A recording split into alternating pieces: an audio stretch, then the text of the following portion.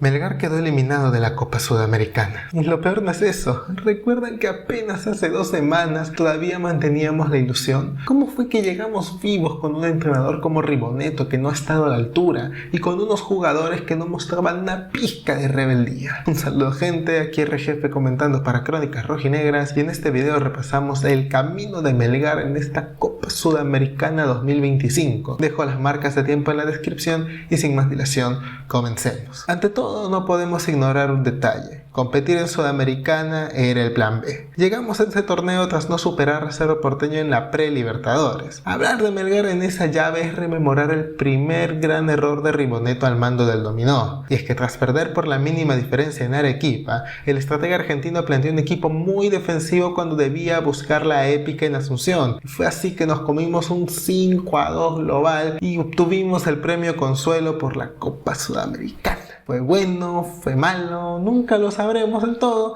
pero al menos manteníamos así la competencia internacional. El debut en Sudamericana sería el 2 de abril, contra Vasco da Gama en Arequipa. Para ese momento, Vasco nos parecía el favorito para ser primero de grupo, por lo que rascarle siquiera un empate significaba mucho en aquel entonces. Melgar en ese partido fue víctima de la efectividad de los brasileños. Coutinho marcaría un golazo al minuto 3 y Vegetti extendería la ventaja justo después de que el Tommy Martínez fallase un penal a nuestro favor. Para nuestra suerte, un cabezazo de Gregorio Rodríguez pondría el descuento antes del descanso. Y creo que es buen momento para hablar de la importancia de los goles de cabeza en esta Copa para Melgar. 4 anotaciones fueron por esa vía. No es casualidad. Puedes interpretarlo como una fortaleza en el juego aéreo del equipo o como consecuencia de la desesperación al atacar tirando puros centros al área. El criterio es elección tuya. Volviendo a lo que fue este partidazo, un error defensivo nos costaría el 1-3. ¿Cómo habría sido el partido sin aquella falla? Fácil nos habríamos clasificado en Venezuela ante Puerto Cabello, no lo sé. Pero aquí no estamos para analizar el hubiera, sino para contar lo que pasó. Y lo que ocurrió esa noche en Arequipa fue mágico. Melgar insistió e insistió y un cabezazo de Facundo Castro nos metía nuevamente en partido a tan solo 10 minutos del final. Veníamos de una remontada épica ante Ayacucho, así que la ilusión por nuevamente lograr una hazaña estaba a 1000. Y cómo gritamos ese gol al minuto 90, cómo lo gritamos ese gol, porque otro cabezazo, esta vez de Kenji Cabrera, hizo a toda Arequipa estallar de júbilo. Todos los rojinegros gritamos ese gol, menos el mismo Kenji. Se notaba que él quería ganar el partido. Él tenía la sensación de que con un empate no alcanzaba. Ese hambre de gloria fue lo más esperanzador de aquel encuentro, más allá del resultado, que por cómo se desarrolló el partido, también tenía cierto tinte positivo. Y con todas esas altas expectativas viajaríamos a Argentina justo una semana después. Ahí nos esperaba Lanús, que venía de rescatar un empate a 2 con Puerto Cabello. El cuadro argentino venía muy irregular y parecía que por nuestro buen momento podíamos dar el batacazo. ¿Y qué pasó? Pues nada. Melgar no hizo nada en todo el partido, ese hambre de gloria parecía solo un espejismo y Lanús tampoco hizo nada en el primer tiempo, hasta que una individualidad suya nos quitó la igualdad antes del descanso. Y fue en esa charla de entretiempo que se esfumó el Melgar brillante de inicios de año.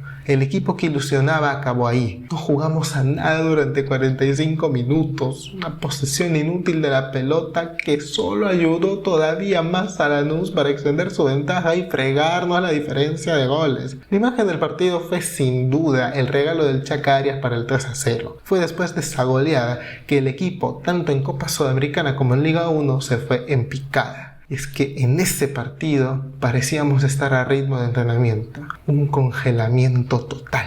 Con Vasco tuvimos empuje, aguante y corazón, mientras que con Lanús sufrimos la más fría de las displicencias. Pero en ninguno de esos dos juegos logramos sumar de 3. Fue recién el 22 de abril, con Puerto Cabello en Arequipa, que pudimos sacar el resultado. Fue apenas por la mínima diferencia, un triunfo de 1-0. El gol, obra de un cabezazo de Pierre Barrios. Melgar se quedaría con uno menos y pasaría todo el segundo tiempo aguantando. Sin embargo, en los contragolpes lográbamos generar peligro y estuvimos bastante cerca de un segundo tanto que nunca llegó. Si tan solo Ribonetto se hubiera dado cuenta que ahí estaba la clave, nos habríamos ahorrado un montón de sufrimiento como hinchas. Pero no fue así. Fecha 4. A esas alturas, Melgar estaba tercero de grupo con 4 puntos. Tenía un duelo directo con Lanús que sumaba 5. Ganar siendo locales nos colocaba en zona de clasificación, pero perder nos dejaba prácticamente eliminados. Nosotros suponíamos que en el otro partido Vasco le ganaría a Puerto Cabello en Venezuela. Melgar jugó su duelo un martes, mientras que el encuentro entre brasileños y venezolanos se disputó un jueves. Ese 6 de mayo, Melgar sintió presión, quizá temor. El punto es que el trámite fue un calco del Melgar versus Atlético Nacional del 2023. Mucha posesión del balón, mucho remate timorato y aún así cero profundidad. Mucha inocencia, mucha dejadez en defensa. Para ese momento Ribonetto había reaccionado al mal momento del equipo y metió algunos cambios como Cabezudo titular en lugar de Cáceres. Lanús solo tuvo una chance de gol al minuto 84 y vaya que supieron ser efectivos. Segunda vez en la Copa que Melgar le cuesta cara a la efectividad del rival siendo locales. Serían 3 veces si contamos también la de Cerro en Libertadores. ¿Y saben qué fue lo peor? Que siendo un duelo clave, Melgar remató 14 veces y ninguno de esos disparos fue al arco. ¡Cero! Ya parecíamos la selección peruana. Y hablando de la bicolor, no se olviden que en este canal también comentamos los partidos de la selección. Ahora que se vienen los duelos de eliminatorias, estén atentos al canal. En fin, todo parecía perdido, excepto por un detallito.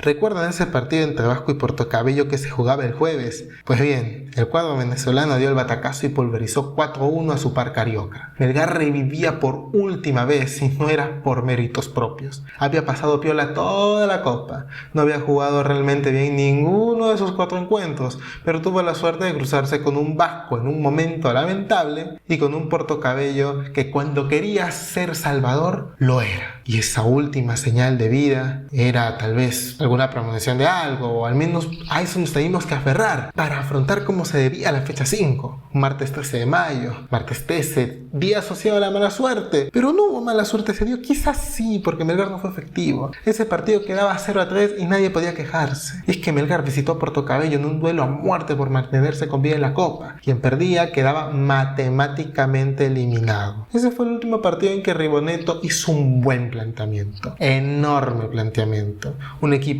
pulcro y atento en defensa, un mediocampo bien posicionado y atacantes veloces construyendo contras llenas de peligro. Lástima que no metimos ninguna. El gol fue un penal de Kenji Cabrera en el segundo tiempo.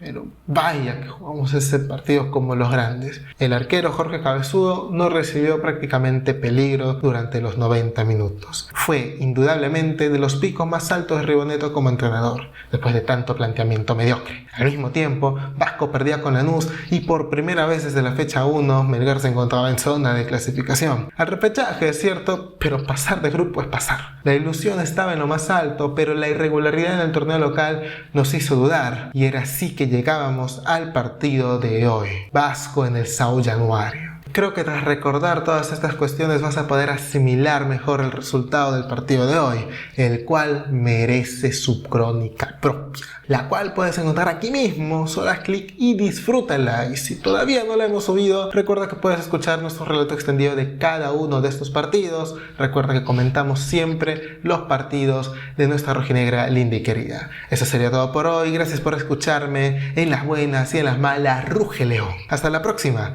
Chao.